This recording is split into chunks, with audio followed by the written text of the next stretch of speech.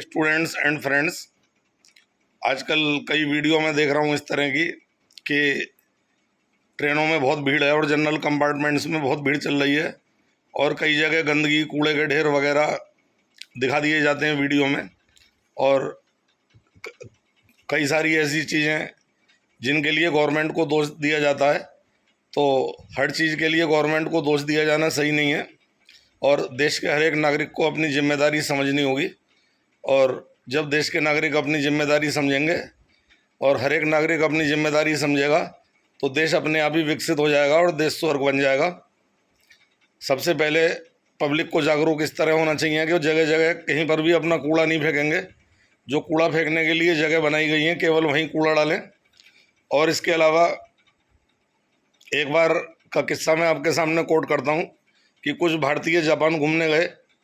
3-4 भारतीय फ्रेंड्स थे, वो जापान घूमने गए तो वहाँ पर वो यहाँ से मूंगफली ले गए थे और मूंगफली खा करके रोड पर चलते हुए वो छिलके वहाँ पर फेंकने लगे। पीछे एक लेडीज़ आ रही थी, वो उन छिलकों को बीनती हुई थैलिया में डाल रही थी।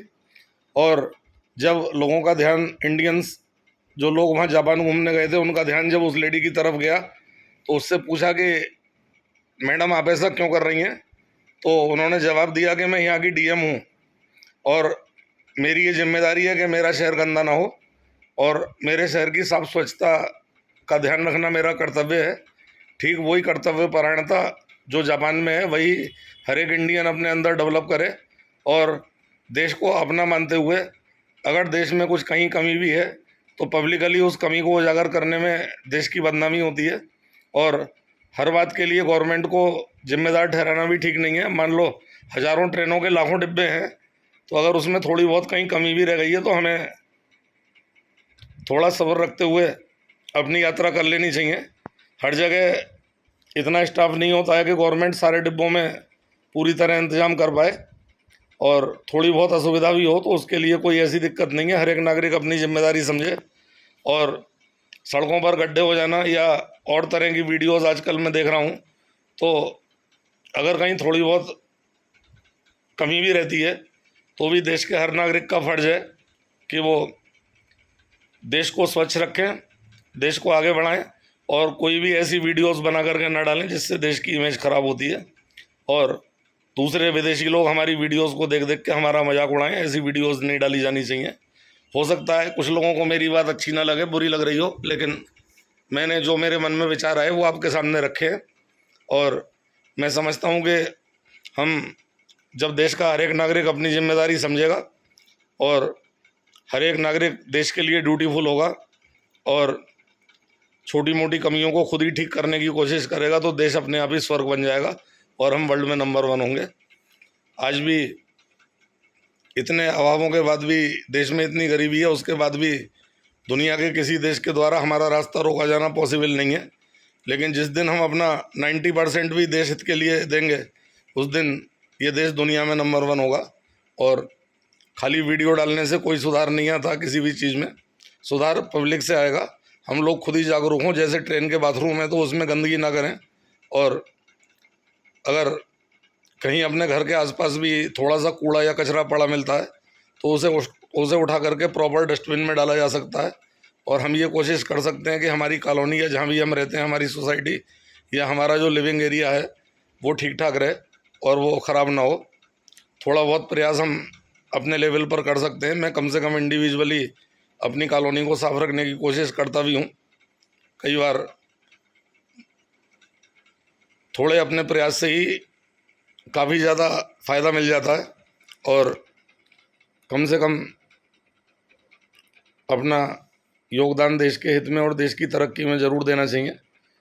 तो जगह जगह पीक थूक देना या जगह जगह गुटखा खा करके पीक थूक देना, कूड़ा कहीं भी फेंक देना, हर जगह पर, हर संस्था पर, हर ऑफिस में प्रॉपर डस्टबिन होते हैं। तो use the dustbin in each and every office, in each and every institute, in each and every showroom. आप अगर ऐसा करेंगे तो काफ़ी हद तक हम सफाई पर कंट्रोल कर पाएंगे। वरना जगह जगह गंदगी पड़ी रहती है और पड़ी हुई गंदगी में बरसात हो रही है इस समय तेज़, और बरसात का पानी गंदगी में इकट्ठा हो जाता है और वो प्रॉपरली नाले के थ्रू एक्सट्रैक्ट नहीं हो पाता है और फिर उसी गंदे पानी में भरे हुए नाले का जो पानी ओवरफ्लो होता है उसी गंदे पानी में चल करके हम अपने ऑफिस या बाज़ार वगैरह जाते हैं, जिससे कि पैर के द्वारा भी इन्फेक्शन होने के चांस बने रहते हैं और गंदा पानी ऑस्मोसिस के द्वारा हमारी खाल के अंदर जा सकता है और हमें नुकसान पहुंचा सकता है। तो देश का हर एक नागरिक अपनी जिम्मेदारी समझे और बूंद बूंद से ही सागर बनता है, और हम अपनी छोटी छोटी जिम्मेदारियों को निभाकर देश को आगे बढ़ा सकते हैं और भारत को वर्ल्ड में नंबर 1 राष्ट्र बना सकते हैं। आदरणीय मोदी जी की पहल बहुत अच्छी है, जगह जगह कूड़ेदान वगैरह लगाना, और कूड़ा उठाने की व्यवस्था में भी काफ़ी हद तक मुझे सुधार दिखाई देता है पहले के मुकाबले।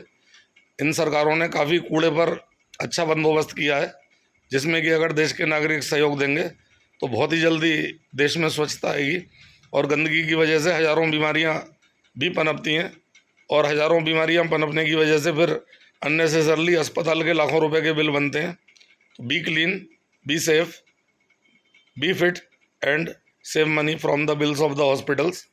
तो ये बहुत ज़रूरी है। और बरसात में हम ये भी प्रयास करें कि अपने हाथों को दिन में 7-8 बार धोएं, क्योंकि हम कोई भी चीज़ छूते हैं तो वो इन्फेक्टेड हो सकती है, और इन्फेक्टेड होने के बाद वो चीज़ नुकसान कर सकती है।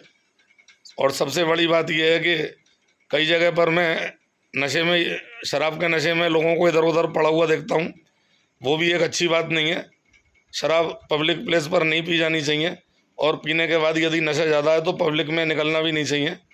इससे शराबी कई जगह गिर जाते हैं और वो उल्टियाँ करते रहते हैं, और उस उल्टी में धीरे धीरे इन्फेक्शन बढ़ करके फिर वही सब लोग सांस में अपने नाक से इनहेल करते हैं और लोग बीमार पड़ते हैं। वायरल फीवर का मेन कारण यही है। अगर हम गंदगी हवा में सांस लेंगे, गंदी हवा में सांस लगातार लेंगे, तो एक ना एक दिन हम ज़रूर बीमार पड़ेंगे और वायरल फीवर हमें अपनी चपेट में ले लेगा। तो अगर हम केयरफुल रहते हैं, अपने सफाई के प्रति जागरूक रहते हैं, और अपने घर के आसपास पानी इकट्ठा ना होने दें, क्योंकि डेंगू का सीजन फिर आएगा, और साफ़ पानी इकट्ठा अपने घर में करते हैं तो डेंगू का लार्वा उसमें पनप जाता है, और डेंगू के इलाज पर एक बहुत बड़ी रकम खर्च करनी पड़ती है और सभी घर वालों को परेशानी भी होती है। तो मैं समझता हूँ कि अपने घर के आसपास साफ़ पानी इकट्ठा ना होने दें, कूलर के पानी को रोज़ाना सफाई करके बदलें, तो आप कभी भी इस तरह की दिक्कतों में नहीं आएंगे। और कई जगह तेज़ बारिश से घर भी गिर जाते हैं, तो अगर आपके आसपास में भी कोई पुराना मकान है तो हम सब थोड़े थोड़े पैसे डाल करके उसे रिपेयर करा सकते हैं। अगर मकान के मालिक की स्थिति ऐसी नहीं है या मकान मालिक ना भी रहता हो, तो भी अपना 100-100 200 रुपये हम आपस में कंट्रीब्यूट करके उसे रिपेयर करा सकते हैं, क्योंकि पुराने मकान की छतों पर भी पानी कई बार बारिश का भर जाता है, और सीलन होने से बाद में वो मकान ढह जाते हैं, और उससे आसपास के मकानों की नींवें भी कमज़ोर होती हैं। तो मैं समझता हूँ कि आपको मेरी बातें ठीक लगेंगी। कुछ मैंने गलत बोला हो तो मुझे क्षमा कर दीजिएगा, लेकिन हमेशा अच्छी बात अगर कहीं से लगे तो उसको ले लेना चाहिए और अपने जीवन में अमल में लाना चाहिए। हम साफ़ सुथरा रहें, रोज़ाना नहाएं और अपने हाथों को 7 से 8 बार धोएं। अपने आसपास का एरिया अगर हर आदमी साफ़ रखेगा, हर परिवार अगर अपने आसपास का एरिया साफ़ रखेगा, तो देश काफ़ी हद तक साफ़ हो सकता है और हम कई अननेसेसरली परेशानियों से बच सकते हैं। और जगह जगह मैंने कुछ वीडियो ऐसे भी देखे कि ट्रेनों के वीडियो आजकल ज़्यादा डाले जा रहे हैं, जिसमें कि आम जनता को परेशानी होते हुए दिखाई जाती है। तो ऐसा नहीं है कि सरकारें नहीं देख रही हैं, वो भी प्रयास कर रही हैं, लेकिन हमें भी अपनी तरफ से योगदान देना होगा। केवल किसी की कमियां निकालने से कुछ होने वाला नहीं है और हमारा देश आगे बढ़ने वाला नहीं है। ना कि हम कमियां निकालें, बल्कि अपनी तरफ से अपना छोटा सा योगदान दें। जैसे कि जब राम सेतु बनाया गया था, रामचंद्र जी जब लंका जाने वाले थे, तो एक गिलहरी